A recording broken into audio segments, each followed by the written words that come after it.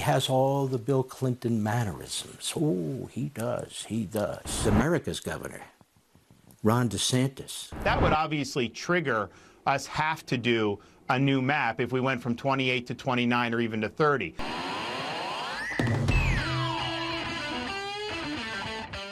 I have a few clips of Mark Levin on Fox News lined up for us to watch. We've covered him a few times. He's like their third string MAGA lunatic behind Hannity and Waters, so not as important, but still crazy, right? So if you can leave us a like on the video, it helps us out a ton. It lets us know you enjoy these kinds of videos, and we'll get right to the breakdown with some fact checks ready. He has all the Bill Clinton mannerisms. Oh, he does. He does.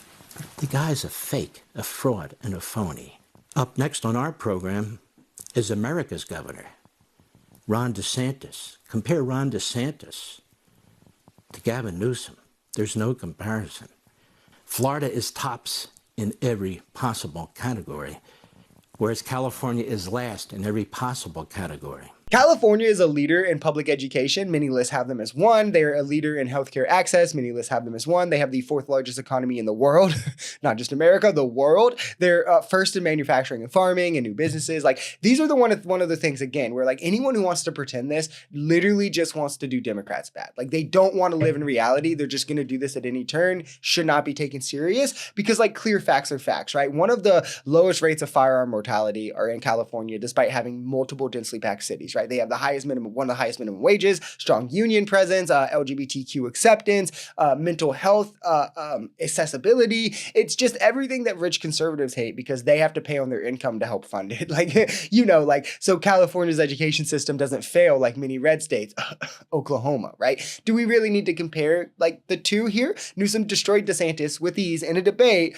who was running, then lost his own state to Trump, a PDF file, and now will flame out in politics. Meanwhile, Newsom's going to be our next president. We got shortchanged in the last census. We should have had 2 or 3 seats. We only got 1 seat, and that was really the Biden administration's doing. So we are working with the Attorney General in Florida, James Uthmeyer, to talk to the Commerce Department. He's written a letter. Even Biden's administration a couple years after acknowledged Florida got shortchanged. So we're asking them to redo that as best they can, award us another seat. That would obviously trigger us have to do a new map if we went from 28 to 29 or even to 30. Okay, so this is the exact playbook I've been trying to point out to you guys. Vague claim with no specifics given, no evidence, no supporting data, and then blame Democrats for vague issue, and boom, you have a smash hit with MAGA. But this is simple. Even if he thought this was true, there would have been court cases, right? If he even thought it was true. He doesn't even think it was true because there were no court cases. If it was actually true, he would have brought the court cases and he would have won court cases. They have very heavy Republican representation in Florida, so you can't even say, oh, the judges are in on the, like, you can't even do the conspiracy thing, right? They didn't win any court cases because they didn't bring any court cases because none of this happened. But we're supposed to believe it did, but yet he still has no evidence to give us, no specifics to give us. Also, it's just not how apportionment happens. Even if he was shorted, you still don't redraw mid-decade. It still happens at the end of the next decade. That is how apportionment is written in our Constitution. These people don't value the Constitution. So even if what he's saying is true, which isn't, he's still going against the Constitution. But like, we're supposed to believe he's just a nice guy that just allowed it to happen and it's no big deal. But now, and only now, he's coincidentally going to do something about it right as Republicans are scrambling to cheat to keep the majority in 2026 because Trump is panicking because his administration is failing at every turn. Right, guys, totally believable. To figure it out, it's really quite simple. And not only is it Donald Trump, his personality, his charisma, it's Donald Trump, the success. Success in business, success in politics. He's a massive success. He's a winner. That's what's changing everything. Gavin Newsom is a loser.